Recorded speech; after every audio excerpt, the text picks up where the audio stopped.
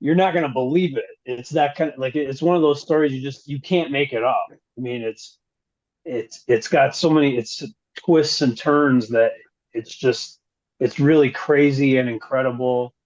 And at the end of the day, there's a lot of good that came out of this, believe it or not. This is the Knocking Doors Down podcast. I'm your host, Jason LaChance, and here we unlock stories of resilience, triumph, and transformation. Hey, please hit that subscribe button on whatever platform you're on. And while you're at it, why not leave a rating, a review, or a thumb up on YouTube and a comment in the video. And my guest is Kris Bertelsen, Ph.D. Kris is part of the faculty at Huntington Junior College, where he's a vice president and addiction recovery program director. He oversees a program that allows individuals to work with those recovering from addiction. And their programs not only incorporate both substance and process addictions, that include sex addiction, gambling, shopping, video game addictions, into their curriculum, as well as helping students understand the root cause of addiction, such as family dynamics and trauma. In addition, Kris is also the author of Pain in Paynesville, My First-Hand Encounters with Terror and the Search for Jacob Wetterling. Kris and I have a fascinating conversation in which he touches on his experience in teaching in prisons and how incarcerated individuals have transformed their lives. We also talk about how at some point sobriety does become a choice. Kris breaks down his first-hand encounters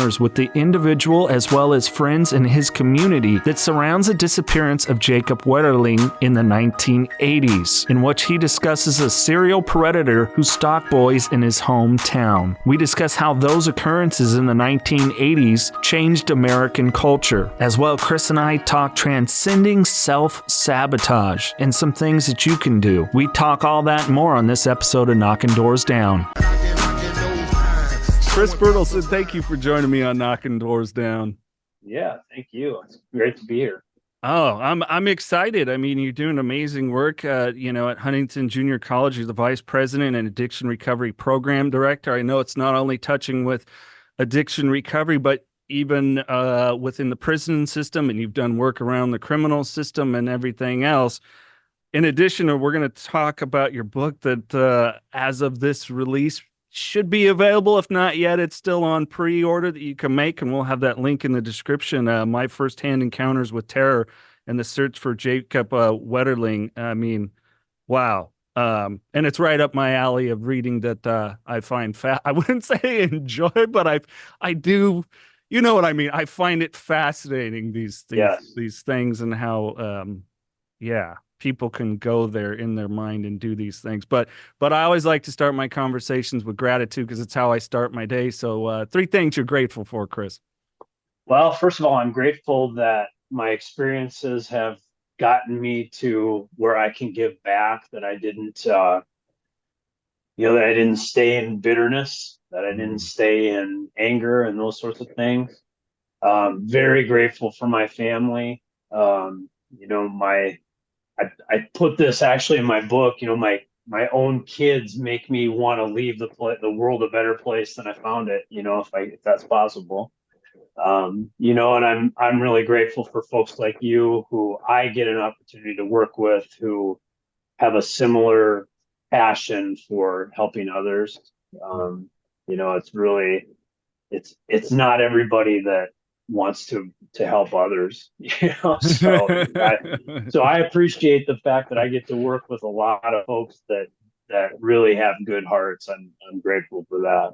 Oh yeah. Hey, and at the end, thank you for sharing that, Kris, because I still struggle with some things, that comparing my insides to other people's outsides and how I define success. And it was going back through, I'll sometimes do little videos to myself and talking, and it was one of them that I stumbled upon about just that, the wonderful people that through addiction recovery and mental health advocacy and the nonprofit I work for, and helping these families that have a family member that's a suffering addict. And it's just like, wow, I think I'm going to change my definition of success and feel pretty good about what I've done with my traumas, hardships, whatever term you want to use. Mm-hmm.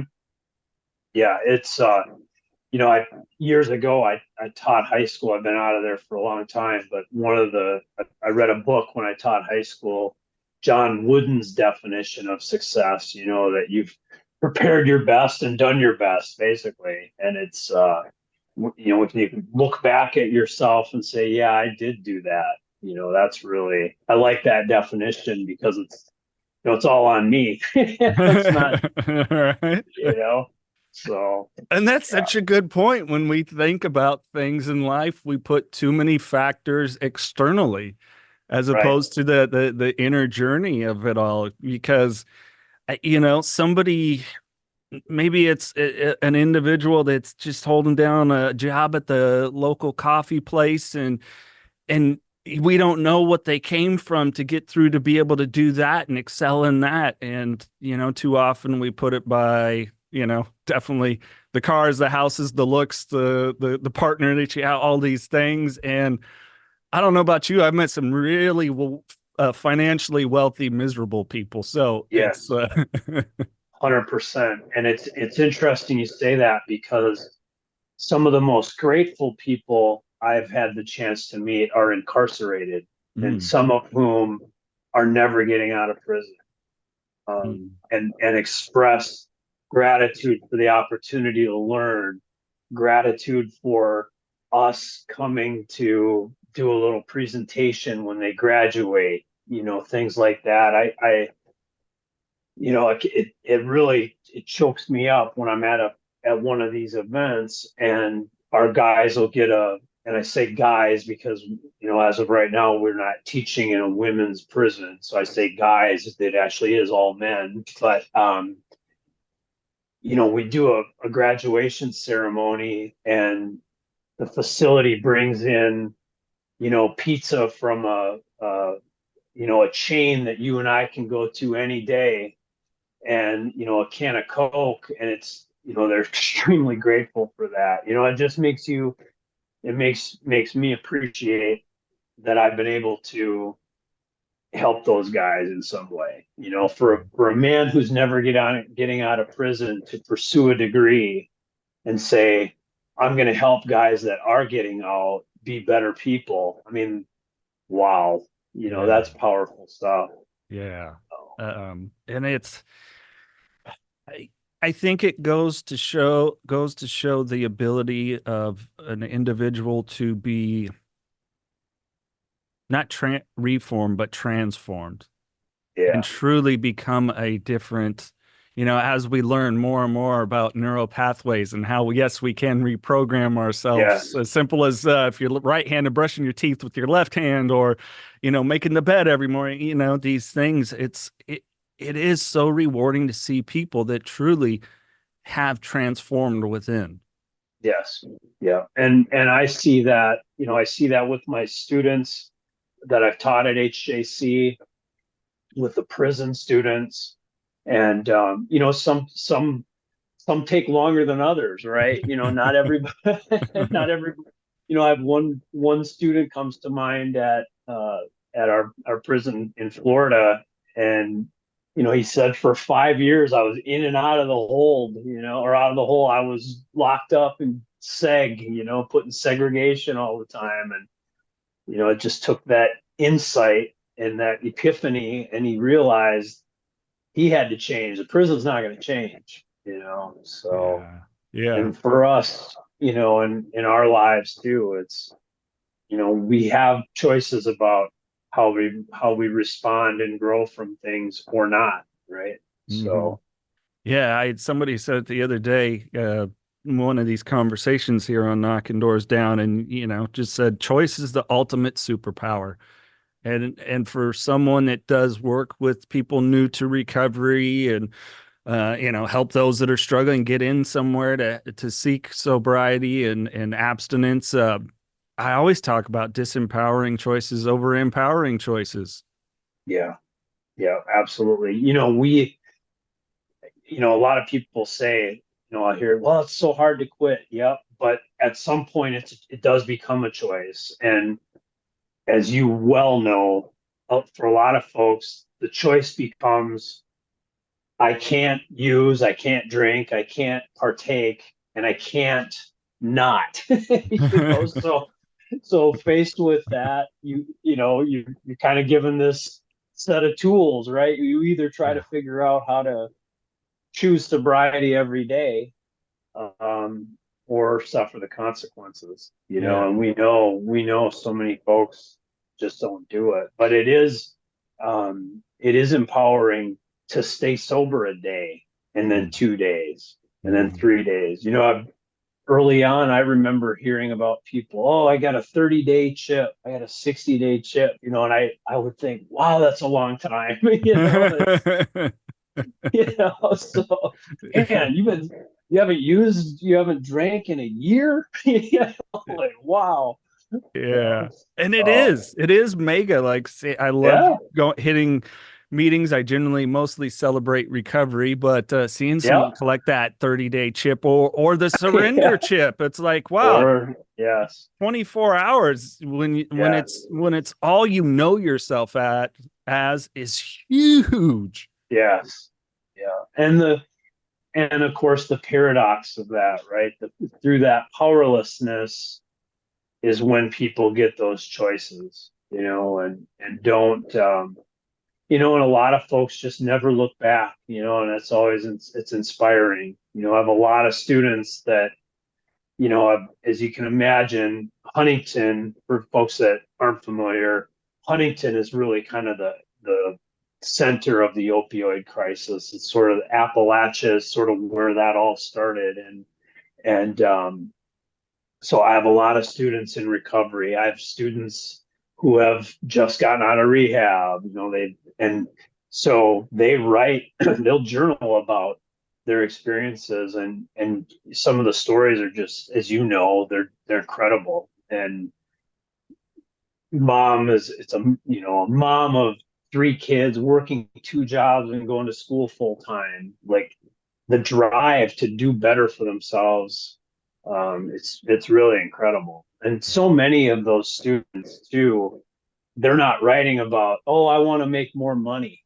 They don't ever say that. They say, I want to be able to pay my bills, sure, but really what I want to do is help others get this gift of sobriety. I want to help people in my family. It's never about, I'd like to buy a new car. No, never written. Yeah. So I it's I think I think at a certain point we just accept it'll become, if we're responsible and educate ourselves enough financially, it'll become a byproduct of whatever success we produce and yes, being of yeah, service to others. I mean, you know, exactly, um, exactly. Where you are now may not be where you came from. The choices you make today may spiral out of control or spin you in the right direction. Discover a riveting, true story of how Carlos Vieira nearly destroyed his life and lived to tell about it. Stand up, stand firm, believe, make it happen, and live through the madness. Knocking doors down along the way. And don't miss others telling their powerful stories on our podcast. Visit kddmediacompany.com. but I really want to talk, Kris, how you got to where you're at and doing the amazing work you are, because it's, I mean, pain in Paynesville, your firsthand encounter, or the title, My Firsthand Encounters with Terror and the Search for Jacob Wetterling. I mean, yeah, So this rocked your area where you were. yes, And yeah. so it's one of those. I always, like how I always start this off with, you're not going to believe it. It's that kind of, like, it's one of those stories you can't make it up. I mean, it's got so many, it's twists and turns that it's really crazy and incredible.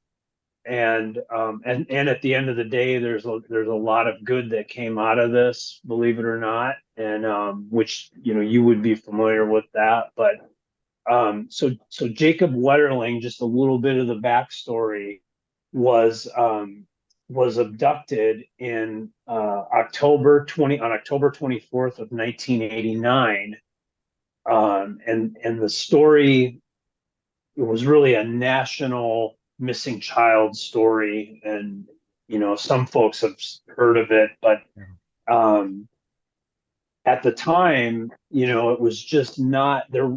and this story actually kind of started all of the momentum to protect children, more. It was, the 80s were kind of, Gen X, we were kind of raised on garden hose water and street lights, right? Like we Yep. didn't, so anyway, the 80s were different. And so that's kind of the backdrop. But um, what's interesting about it is Jacob was taken by an individual while he was with friends on bikes. And so this type of abduction from a group of kids was very unusual. Well, the way we're connected to this, and I say we because it's a really a group of my friends in a little town 30 miles from where Jacob was lived and where he was taken from. We had experienced a series of accostings at various times between 86, 87, up until about 88. There were 12 or 14 of these molestations, accostings of boys in my hometown, middle school, mostly age boys.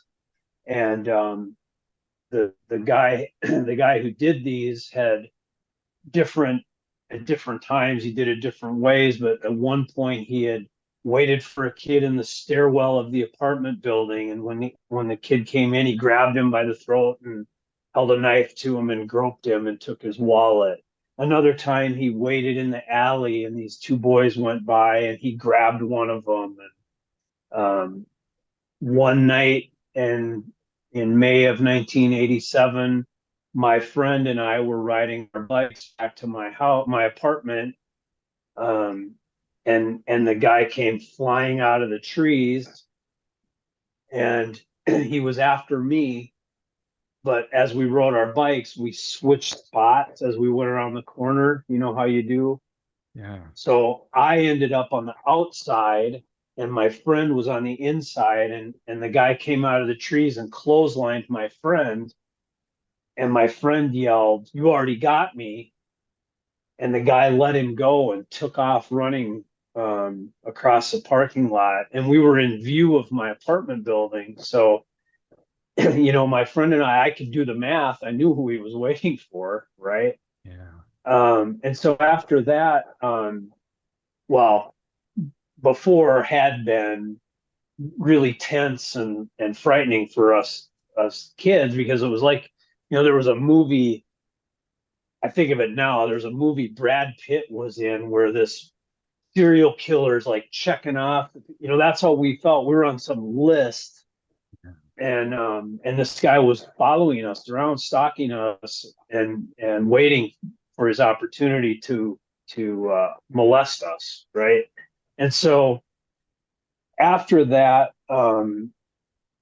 about 8 months late, maybe later, a group of us went camping. And again, the 80s were different. We weren't really thinking. Plus, we were middle school boys, but we went camping, and this guy came down to our campsite, and I was walking up to get a soda with this friend of mine, and we jumped over this tree at the same time, and he put his hand down and he put his hand right on this guy's head, and the guy reached up and put a knife in his throat, and my friend kind of lurched back and got away from him, and we ran back to the campsite and built this big bonfire, and we sat back to back with knives. And we stayed up all night. We didn't want to leave.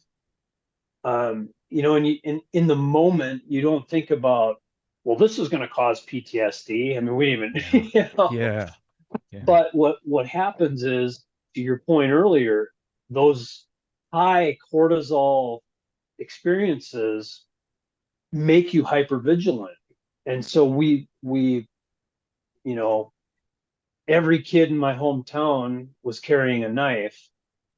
And I made sure of that. That was kind of my goal, was to make sure you guys got to protect yourselves. Law enforcement's not going to be able to come rescue you if this child molester, if this guy attacks you. And so we really, I kind of made that my mission. But what happened is in 1989, now I realize I jumped, okay, but Jacob was taken in 89. We had these things 87, 88. In January of 1989, so Jacob was taken in October. In January, 18 miles from my hometown, a boy was kidnapped, taken. The perpetrator asked for directions. The kid walks over to the car. He pulls him into the car, takes him out of town a couple miles, sexually assaulted him, and this is January in Minnesota, 20 below zero, whatever. Tells the kid, don't tell anybody. You can tell people what happened, but if they get close to finding me, I'm gonna find you and kill you. And he sent the kid off. He said, you run back to town. I've got a gun. If you turn around, I'll shoot. Okay. Well, that was reported. There was a very detailed police report. But back then, the law enforcement was more silos, right? They didn't talk. So when Jacob was taken in 89, then they refocused on this case in Cold Spring, Minnesota. And within 48 hours, I went to law enforcement and turned in a tip about what had happened in Paynesville. And it's interesting because there was a really notorious pedophile in my hometown who we all just knew to stay away from. It wasn't him. Okay, he's not the guy. So this case, just as they do, they get big and people are turning in tips and all of this. And of course, I go through this more in the book, but right. They go through all of this and they arrest the guy that the main suspect. They arrest him. He denies it. There's no body, no body, no conviction, right? You can't. And so this guy was on their radar and they had to release him. You can't hold him on hearsay, or even physical evidence if there's no body, right? So they released this guy. 27 years go by, 26, something like that, whatever it was. And I get a phone call. It's interesting. I had, I was getting divorced. I just moved into this apartment, this loft, seeing my kids half the time. I'm just like, oh my gosh, this is it. Right. So I get this phone call from the kid in Cold Spring who was sexually assaulted. And he's asking me about what happened in Paynesville. And, it's a small world and a even smaller town where I grew up. But his brother-in-law, the place where the guy ran out and attacked was after me and grabbed my friend. That's his in-laws' place in town.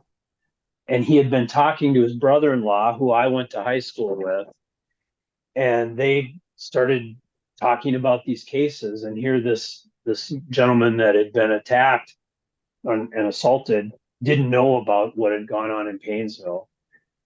In a weird irony, he moved to Paynesville from Cold Spring the same year that I moved from Paynesville to St. Cloud. And we moved for the same reason, to get away from this, right? He had no idea that, and I'll give this punchline away, but he had no idea that all of this in Paynesville had happened. And as they did the investigation, FBI reopened the case, they never closed it, but they really focused in on DNA and things.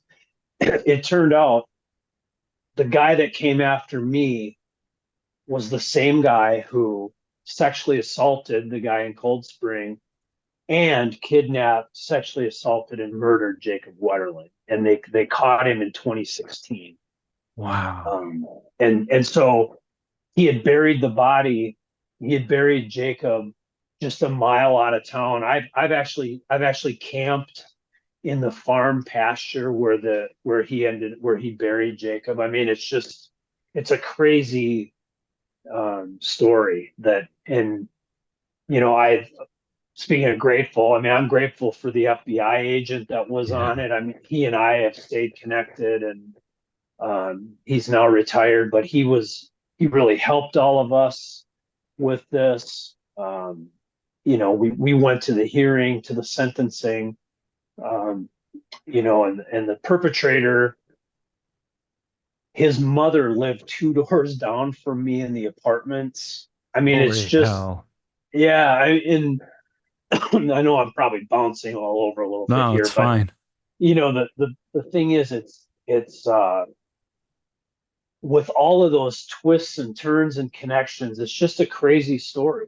It's Yeah. just, and it's for years and years, almost 30 years, people thought, Jacob's Hope was a big thing. They were like, oh, let's bring Jacob home. And every year they'd commemorate the anniversary. And, if anybody has any information, it was always on TV. And the perpetrator just, he basically went on to live as normal a life as possible. I mean, I don't know his inner stuff, but he worked at a job and he bought a house and all of that. But when they when they served the warrant, the DNA match was 100% with the kid in Cold Spring, and so um, when they served the warrant, he had mountains of child pornography. So they did a plea agreement where he was incarcerated, not charged with the murder because of statutes of limitations, or the abductions. That stuff was old, so he exchanged knowledge of where Jacob was buried, and then an account of child pornography, which he's incarcerated now for that. And then the judge said likely that would be followed by civil commitment. So he's not like he's probably not going to get out of prison, but anyway, just a really, you know, and you can probably picture, a bunch of us Yeah. at the time, 40-something-year-old dudes at this hearing. We never thought they'd catch the person. I mean, it was, Yeah. I had gone through therapy, and, you think you've worked through trauma, and then you're sitting in the courtroom with this guy, it's Yeah. like, wow, it's Yeah. crazy. No, Yeah. I mean, just you and talking about, being with your friends on your bike, thinking about how I grew up in a rural area and my best friend was like 5.5 miles away, and I'd ride my bike by myself along what was San Juan Road. So a lot of big rigs were coming from the quarries and all these different things. Yeah. And, because I'm 45, going to be 46. So right about that, and when this Same happened, era. Yeah. yeah, when this happened, Yeah. I was 10 or 11 when it hit the news. And, Yeah. Yeah. um, Do you yeah, remember the case? I Hearing remember, about it? I remember this because it did hit across the country, and the attitude did very much change about that. It went Yeah. from, I mean, I would be like 7, 8 years old riding my bike 5 miles to my best friend's, and the attitude changed really fast. Yes. It Yeah. really did change, and we never had any abduction cases. I grew up, kind of sandwiched between Monterey and Santa Cruz, California, in a small Uh-huh. rural town. But I remember the attitude really changing. And to me, that's what stands out the most, when you're 10, 11, yeah, I mean, it hurts. Like, I kind of have to hold it together to talk about this stuff. Yeah. Yeah. As an adult, but as a 10, 11 year old, you can't comprehend this.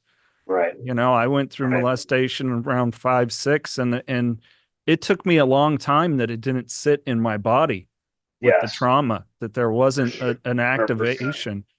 Uh, Yes. and I lived a very disempowering, early 20s to about mid 30s, that, like you said, those cortisol levels, doing things that seem to keep that loop of trauma just going over and Yes. over. And you're probably familiar with Bessel van der Kolk, The Body Keeps the Score, the book. He talks about that. If that's not processed out, it doesn't go away. And everybody's processing is different, right? But there are some research-based things that work, and if we're unwilling to do our work, that's a miserable existence. Yes, with that hypervigilance, the fear, and all of that is just, that's not living. Yeah. It's just not. You're in a kind of this zombie state. Yeah. So for people that maybe don't understand what happens, when you're in a state of that hypervigilance, as someone that was diagnosed with it, I have so many memory gaps because my brain isn't in a conscious state. It's not in a place where it's going to take in information and be able to process it. And I really think that's why it took me. I knew I had a problem with alcohol long before I was willing to do the work. And it was like I couldn't escape that loop of it because I really did sit in a subconscious state for so long. And I'm sure you know that so well with all the work you've done. And so many other people that are in recovery go, man, yeah, same. Have you dug into the archives of past Knocking Doors Down podcast episodes? The Knocking Doors Down podcast archive is available to you for free. Check it out. Here's a snippet from when Charlie Sheen was on the podcast. AA is not the best place for a famous atheist. I kept looking for that fucking chapter. But it's not a one size fits all. Sure. It's like saying that we all think the same, like our brains are built the same. They're just not. Right. Yeah. There's such uniqueness involved. Check out this episode and so many more in the Knocking Doors Down archive. And while you're at it, hit that subscribe button, give this video a thumb up, leave a comment, and share with somebody else that you know will get value out of the Knocking Doors Down podcast. Yeah, well, and I think too, in terms of sexual abuse, especially, those memory gaps are a blessing, for a lot of folks, where you're just not cognizant of what exactly happened. That I think that's our body, our mind protecting us and making sure we can survive and overcome those things. Yeah. One of the things that is interesting is, and you're spot on, that the riding your bike 5 miles changed very rapidly. That is true. Unfortunately, one of the things that doesn't seem to have changed as fast is being able for boys to talk about sexual abuse. And that's something that, I work with, as I work with offenders, and, the vast majority have that sexual abuse story. And, that's something I would like to see change. Whenever I get a chance, I mention it because, it's just, boys are not taught to talk about that. And up until relatively recently, were mostly minimized and shamed for it. Yeah.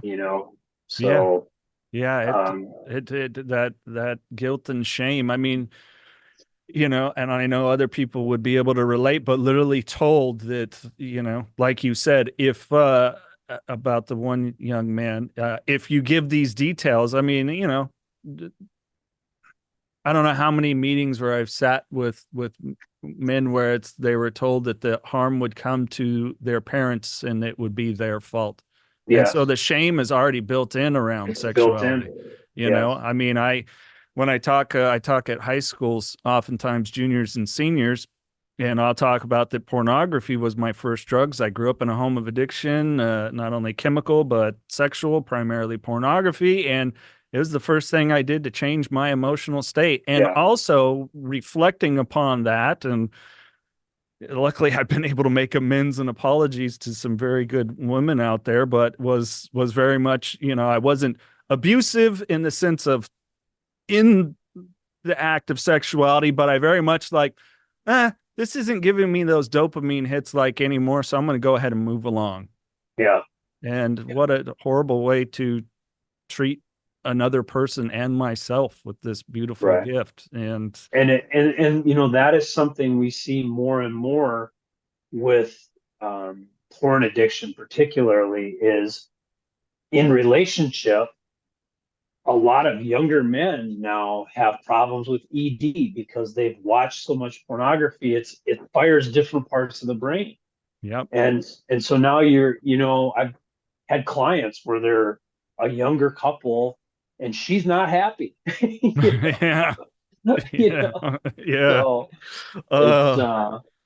so It, again, it's something, and that's part of why the addiction recovery program, we're incorporating process addictions into our curriculum for that reason, because video game addiction is destroying marriages, and hurting families and things like that. And so we really have to broaden our view. It's not just the stereotypical chemically dependent person anymore. yep.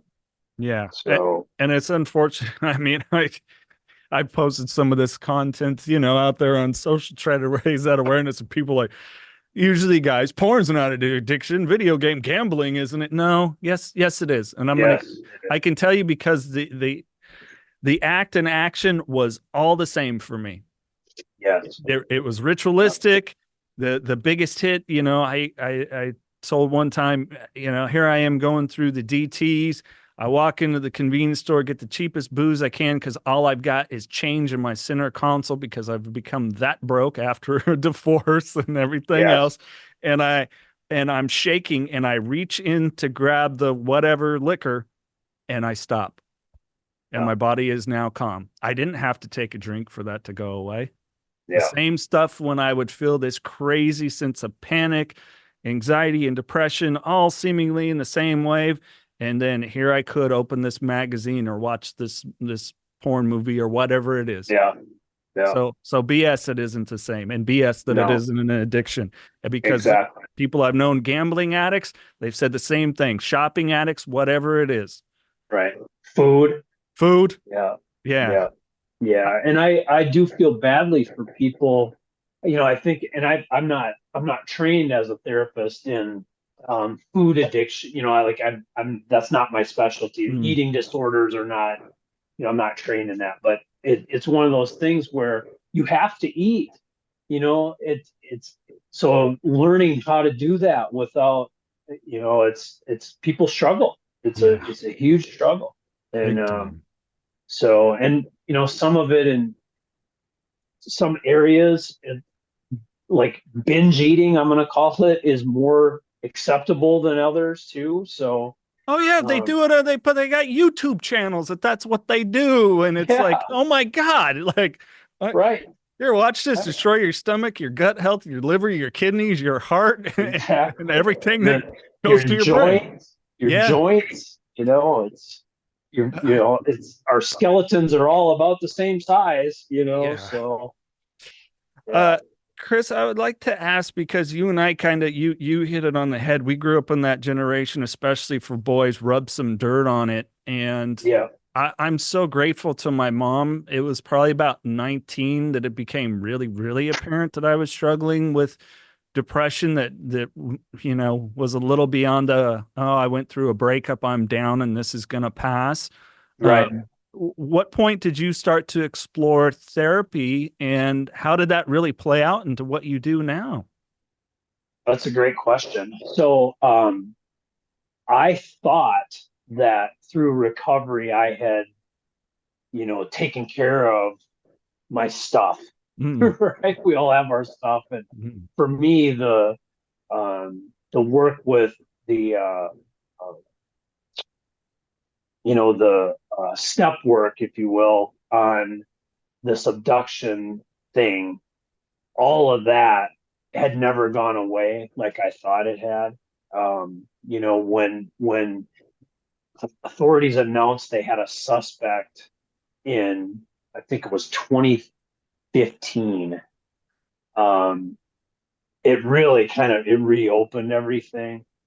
And it happened to coincide around that time with my divorce. And so those two things kind of culminated. I was like, I gotta get into therapy. And so I went back, I went in and, God bless her. I told my therapist, I said, I don't want to be in therapy my whole life. I said that I don't want to come in here every week. I want to get this stuff over. I want to do what I have to do and get done. I don't want to be hypervigilant anymore. I don't want cortisol racing through my body anymore. I don't want to have somebody sit behind me at the theater and feel freaked out because there's somebody behind me, right? And so I was pretty clear about what I wanted, that this, I wanted health, mental health. And so she tried, I mean, I did talk therapy, we did full on exposure, all DBT, we do all this stuff, and EMDR. But I finally, I used brain spotting, which is it's a sort of like EMDR, if you're familiar with EMDRs. Yes. And so brain spotting, it's a modality that gets to the lower level of the brain, so that you're not processing it cognitively, you're processing it in the amygdala. And I did 5 or 6 brain spotting sessions, and I no longer felt the hypervigilance. And with that, I decided during COVID that I was going to get a therapist's degree. So I actually went back and got another master's in clinical mental health. That's when I did that, was during COVID. And then I got trained in brain spotting, and then, kind of moved. That's how I ended up beginning to work for the college. I had this really unique background, because I did my dissertation with offenders, entrepreneurship for offenders, where I studied entrepreneurship acumen among incarcerated folks, because as a teacher, I thought, these guys, and as my students in high school, when I gave them an entrepreneurship project, they were much better behaved, right? And I thought, well, maybe I should do that for my dissertation. And then my dissertation advisor said, well, no, you need to do a study that you can finish.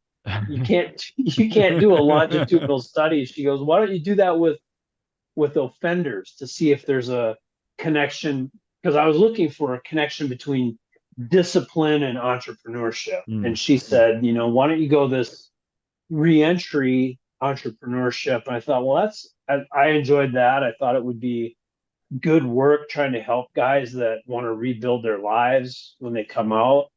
So I had this eclectic background. That's how I ended up with the college. So, but yeah, it's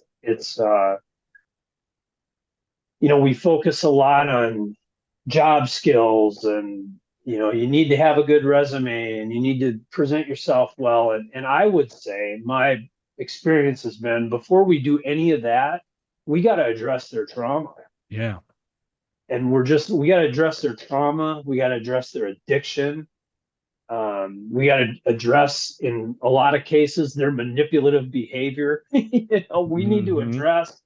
We want those those neural pathways to change. That's what we're trying to do, and we do that with, in these supportive, corrective ways. And it's hard work. It's not easy.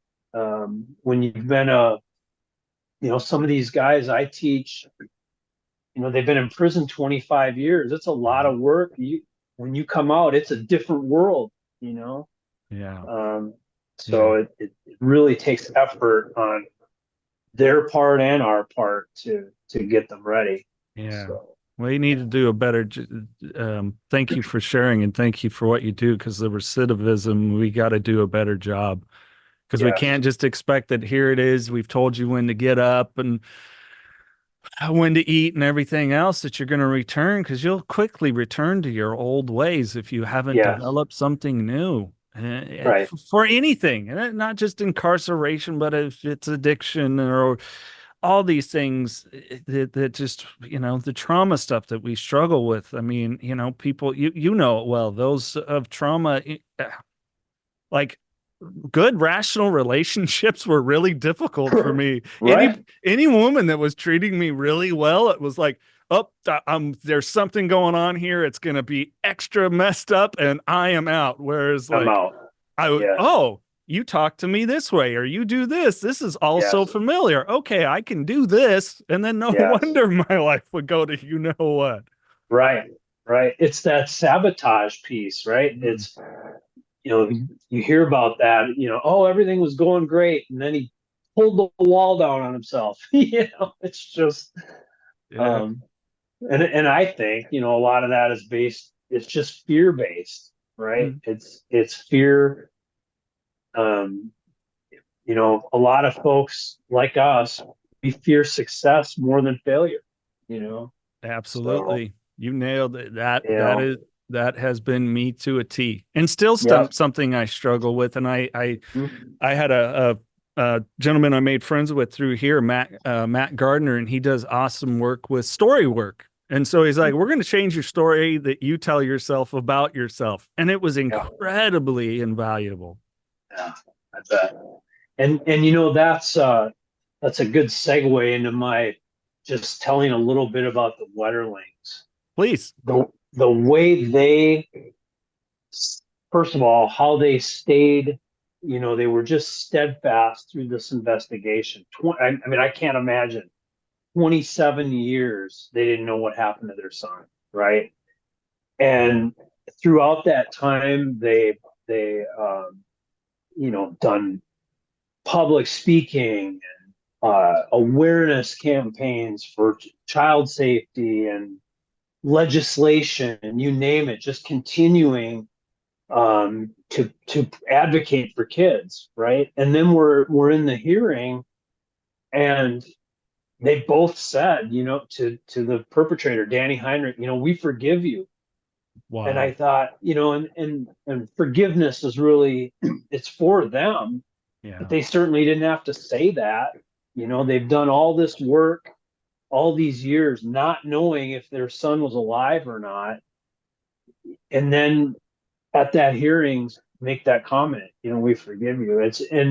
So you look at, on balance, the good that those two and their family have done for others, just in friendships and advocating for other families that have lost kids. It's really incredible. Yeah. And when you say changing the story, I mean, that's their story changed, and they really could have gone a totally different direction with that, and they used that experience for good. Yeah. So, Unreal. yeah. I'm just feeling a lot of emotion off of you sharing that. And Yeah. that's strength for sure. Yeah. And to be able to unload your heart like that and state, we forgive you. Wow. I Right. Right. Goodness gracious. Yeah. Yeah. It was Ugh. and to sit in there in that moment, and to hear those victim statements, the Wetterling's kids read victim statements and through tears, and you're just like, oh my word, is this, I mean, it's unreal powerful. They lost their brother. Yeah. It's just, Yeah. But it goes to so, show too that importance and I know you know this through the work you do of connectivity and community in these processes. yes. Yeah, it really is important. And I think too, and perpetrator here, Danny Heinrich, he was in his 20s when this happened, but and this is of course a murder and an abduction and all these accosting, sexual crimes. But, I've said this through, even like writing my book and having people read it, he's got a story too. Yeah. And I don't know his story. I doubt very much that he was created as a monster, right? That could do this. And it's I guess what I take from that is, we really need to work hard with underdeveloped brains. We got to realize who we're dealing with when a 16-year-old is doing stuff, or a 17, their brains aren't developed. Yeah.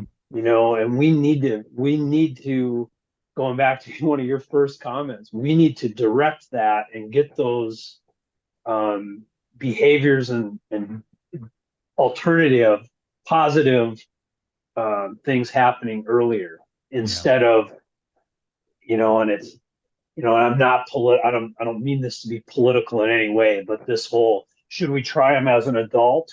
Right. Well, he's not an adult. He's 16, 17.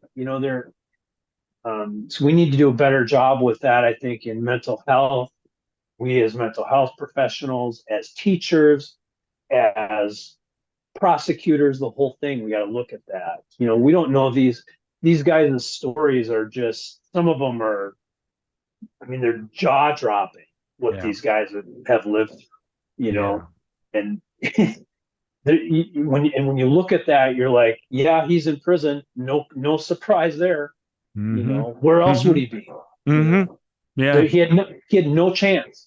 Yeah. So, well, and with that trauma-informed brain, the development is yielded. In addiction, your brain growth, exactly. I'm a pretty immature 45-year-old because I stunted my brain for about 12 years. So, right. You're really 30, right? Yeah. But that's the reality with, that we're seeing with teenagers now, body development and puberty a little bit earlier, brain development being much slower. Much slower. We're wondering, why is somebody still living with their parents at 30? Well, one of my favorite comedians, Joe Coy, was joking about that on his recent stand-up. My son is 20, but I can't put him out in the world. If I gave him a stack full of money, he'd come back and go, Dad, they took it all, Yeah, right. Exactly. It's I don't know. If I had the good answer, I would give it, but it's just a fact that society we're being faced with right now. Right. Well, and I think, to your point about the trauma and addiction piece, we haven't even begun to see the trauma and addiction that's going to come out of COVID.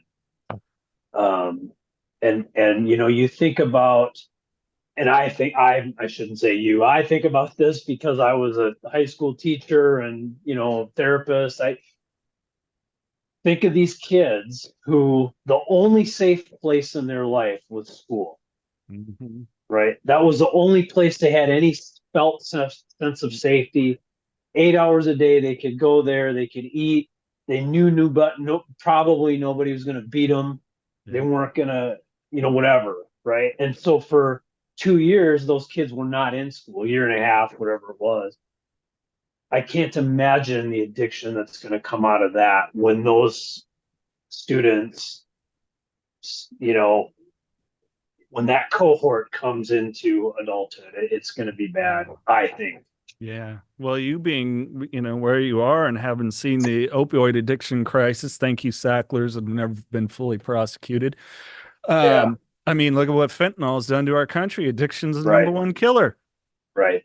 When do you think that happened? Exactly. People call me a conspiracy theorist. I'm like, well, everything that I said would happen played out really well. Stay in your home, be fearful, get flooded with anxiety, depression, and everything else. And goodness gracious, we can't knock, the delivery services, but all of a sudden alcohol became really readily available for delivery. And somehow that was still a vital business. That was an important business. Really? Yeah. Okay. But we can't have a 12-step meeting, but you can get your booze. Okay. I mean, it's yeah. I don't want to go on and on. I'll get pissed. No, but it's a great point, and you mentioned anxiety. Well, I have anxiety. Well, of course, everybody has anxiety. It's we have a culture that creates anxiety. I mean, it's high stakes testing. Up and down the board. Of course we have anxiety. Drive, and you're from California. Drive on the 5. Yeah, you'll have anxiety if you don't now. Yes. Yep, absolutely. Yeah. Well, Kris, we're going to have to do this again for sure, but I want to ask, about the addiction recovery, the program that Huntington Junior College is. Is this in person, also online, virtual? It is. It's all online. So students, it's a module-based 11-week modules. Students interact with the professors either on emails or Zoom. Our professors are available for meetings, individual meetings. But what we've really tried to do, as I mentioned, is to incorporate other process addictions along with substance abuse. The previous version of the program was a substance abuse counseling assistant. And so we've gotten rid of, the field says substance use disorders now, as you know. So we've gotten rid of that abuse language. And then as I said, we've added the process addictions along with swapping out some courses. We actually offer a trauma and addictions course now. We offer a counseling diverse populations course, which really sets up our students if they want to pursue a bachelor's degree or a master's. They really need that background. And then we do a lot with family systems. I know you'll know that's a key component of addiction recovery, is that family dynamic. So we have a class on family systems. So that's we're pretty proud of that work. So absolutely. But yeah, it's totally online, and students are they can access their professors really easily, but it is all online. Okay. So. Well, I'm going to put the link in the podcast description. Anybody that wants to inquire, and I'm going to I might inquire. I've got all this knowledge I have a certification from a couple of very reputable treatment facilities for recovery coaching, but nothing extra. My degree's in film and television, essentially directing for the camera, acting for the camera. So I'm qualified to be like, would you like fries with that? Well, you could do some community theater. Yes. I'm actually, I got a minute. I'll tell you a funny story.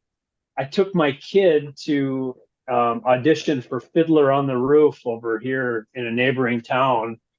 And we got there, and the guy who's playing Tevye, and a couple of the directors were like, well, are you going to audition? I was like, no. And we're sitting in there as my kid's auditioning, and these couple of directors they're looking back at me. I called him. My kid had said, yeah, I thought you were going to be in it. And I called him, and the guy's like, I said, well, do you need 50-year-old men in this play? Oh my God, do we need 50-year-old men? All right. So I did this little audition, informal audition, and he gave me a little part in this play. So, right so it's never too late. You're a spitting image of Topol. Yes. Right. Exactly. For those that never seen Fiddler on the Roof, the guy that played the main character. Hey, Kris, I'm going to ask you for some final thoughts, words of encouragement here in a second, but I like to jump into some random questions so we can just get, well, you and I have been able to laugh, thank goodness, throughout this, but these are just fun ones. Don't take it too heavy here, but all right. What is an interest or hobby people might be surprised to learn that you enjoy? Probably that I like to fly fish. for Mm. trout. I really enjoy fly fishing. Yeah.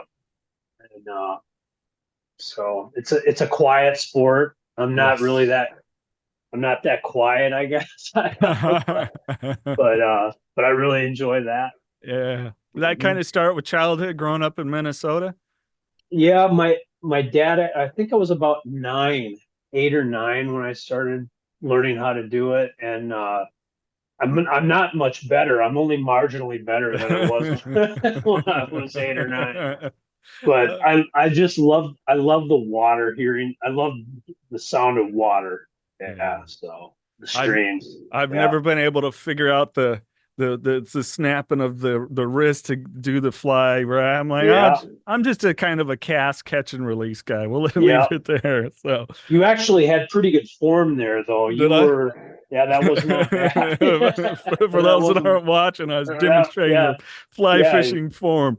Well, that's yeah. why I was a pretty good actor. Like, hey, you can make me look like I'm good at anything. Yeah, right.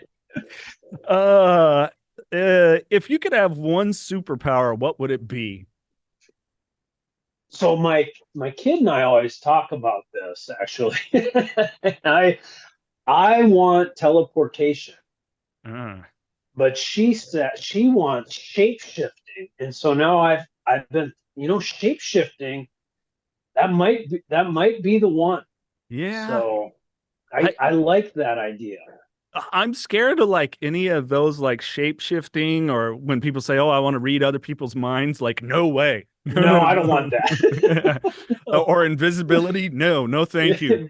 No, I don't want that either. Yeah, No. I don't. Yeah. Yeah, so those sometimes scare me a little bit, and then it's like, yeah, I don't want to know. It's like I'm pretty good with the trust and Yes. so, I had a wise friend who said, and I've never forgotten this, a wise friend in recovery once told me, what other people think of you is none of your business. uh, So I agree. Yeah. that first person I heard that from was Brandon Novak of Jackass fame when I talked to him, and that's what he said. I mean, granted, he used some colorful language with it, but Right, right, so right.